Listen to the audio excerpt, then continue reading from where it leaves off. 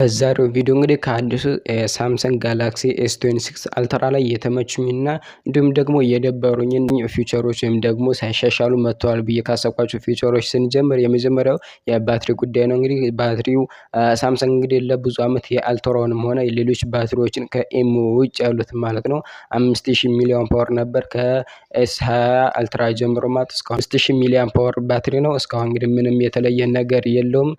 የመጀመሪያው ችግር እንግዲህ እዚህ ላይ ነው። ከ6 ዓመት ጀምሮ ምንም የተለወጠ ነገር የለውም።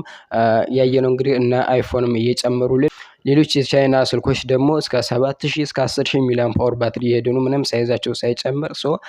ለምን እንግዲህ እስካሁን አፕግሬድ እንዳደረጉ እኔም ግራ እየገባኝ ነው። የመጀመሪያው ችግር የባትሪው ችግር ነው። ሁለተኛው እንግዲህ ከባትሪው አንወጣም። ባትሪ ካለው አሁን ላይ ደግሞ ተሻሽሎ የመጣው ዋየርለስ ቻርጀር አለው። ነገር ግን ማግሴፍ ወይም ደግሞ ማግኔት የለውም ማለት ነው። በጣም የሚደብር ጉዳይ ነው። አሁንም ባለፈው አመት እንግዲህ ጎግል ፒክሰል 10 ላይ ይህንን ማግሴፍ ወይም ደግሞ ጄቶ የተባለ ቻርጀር ዋየርለስ አድርጎ ነበር። እንዲሁም ደግሞ ማግኔት ተደርጎለት ነበር ማለት ነው። ማግሴፍ ልክ እንደ አፕል ማለት ነው። አሁን ላይ ለምን እንዳልተደረገ ነው የራሱ ግራ እየገባኝ ነው። እነዚህ እንግዲህ ወደኋላ ሳምሰንግን ያስቀሩታል ብዬ የማስባቸው ነገሮች ናቸው። የግዴታ ማግኔት ለማግኘት የግዴታ ኬዝ ማድረግ አለባችሁ ማለት ነው። የግዴታ ኬዝ ማድረግ ይኖርባቸዋል ማለት ነው። ዋየርለስ ቻርጀር ካለው ለምን ማግኔት እንዳያደርጉበት እኔ ራሱ ግራ እየገባኝ ያለው ጉዳይ ነው። ሁለተኛ ወደ ኋላ የቀሩበት ፊቸር ይሄ ነው ብዬ አስባለሁ። ሶስተኛው ደግሞ እንግዲህ ኤስፔናቸው ነው። ኤስፔናቸው ከሌሎች ብራንዶች ወደፊት አንድ ስቴፕ እንዲሄዱ ያደርጋቸዋል ብዬ አስባለሁ። ነገር ግን አሁን ላይ ደግሞ ወደ ኋላ እንዲቀሩ ያደረጋቸው ብሉቱዝ ፊቸር የለውም። እንዲሁም ደግሞ ትሬንዲንግ ከለር መፍጠር አለመቻላቸው ማለት ነው። እንደሚታወቀው ኤስ26 አልትራ እንግዲህ በአልሙኒየም ፍሬም ነው የሚመጣው ማለት ነው። እንደዚህ ከሆነ ለምን ወጣ ያለ ከለር ልክ እንደ አይፎን 17 ፕሮ ማክስ ማለት ነው ኦሬንጅ ከለር የሆነ የራሳቸውን ለየት ያለ ከለር ይዘው ቢመጡ እርግጠኛ ነኝ አብዛኞቹ ዘንድ ለከለሩ ብቻ ሲባል ሽያጭ ያገኛሉ ብዬ አስባለሁ። ብዙ ሰዎች ለከለር ልዩነት ብቻ ሲሉ ይገዛሉ። ትሬንዲንግ የሆኑ ከለሮችን ማምረት ቢጀምር ብዬ አስባለሁ። ወደ ምርጥ የሚባሉት ፊቸሮች ስንሄድ ደግሞ የዓለማችን የመጀመሪያው ነው ፕራይቬሲ ዲስፕሌይ አስተዋውቆልናል። እንግዲህ የዓለማችን የመጀመሪያው ነው። እንግዲህ ኤስ26 አልትራን በመጀመሪያ ደረጃ ተወዳጅ እንደሆነ ዓለም ላይ ተወዳጅ እንደሆነ ያደረገው ይህ ፕራይቬሲ ዲስፕሌይ ነው ብዬ አስባለሁ። ይህ በጣም ደስ የሚል ፊቸር ነው። ሁለተኛው ደግሞ ሆሪዞን ቪዲዮ ስትቀርጹ እንግዲህ ሮቴት እያደረጋችሁ እንደፈለጋችሁ መቀረጽ ትችላላችሁ። እሱ ቀጥ ያደርግላችኋል ማለት ነው። ይህ በጣም ደስ የሚል ፊቸር ነው። እናንተ እንደዚህ አንዴ ካስጀመራችሁ በኋላ እንደዚህ ብታደርጉት ልክ እንደቆመ ወይም ደግሞ እንደ ቲክቶክ ቪዲዮ ያደርግላችኋል ማለት ነው። በጣም ነው ደስ የሚለው። እንደዚህ ስላዞራችሁት ብቻ ምንም የዞረ ነው የማይመስለው። እርግጠኛ ነኝ አብዛኞቻችሁ ይህን ፊቸር ቲክቶክ ላይ ሆነ ኢንስታግራም ላይ የምትከታተሉ ከሆነ አይታችሁታል ብዬ አስባለሁ። እንጂ ከዚህ ላይ ስክሪን ላይ እንደምትመለከቱት ማለት ነው። በጣም ደስ በሚል ሁኔታ እንግዲህ ምንም አይነት እንቅስቃሴ አይኖረውም። በጣም ደስ የሚል ፊቸር ነው። ሌላኛው ደግሞ ኤፒቪ ኤችዲአር የተባለ ሎግ አምጥቷል ማለት ነው። ይህ ሎግ በጣም ደስ የሚል ነው።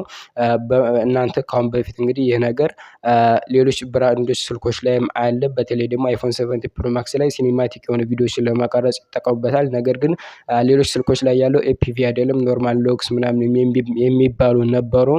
አሁን ግን ሳምሰንግ ይዞት የመጣው ኤፒቪ ኤችዲአር ሎግስ ነው። ይህ በጣም ደስ የሚሉ የራሳቸውን ላትስ በማስገባት የተለያዩ ከለር ግሬዲንጎችን መስራት የምትችሉበት በተለይም ደግሞ ሲኒማቲክ ቪዲዮ መቀረጽ ለሚፈልጉ ሰዎች በጣም ጽድት ያለና ተመራጭ እንዲሆን አድርጎታል ማለት ነው።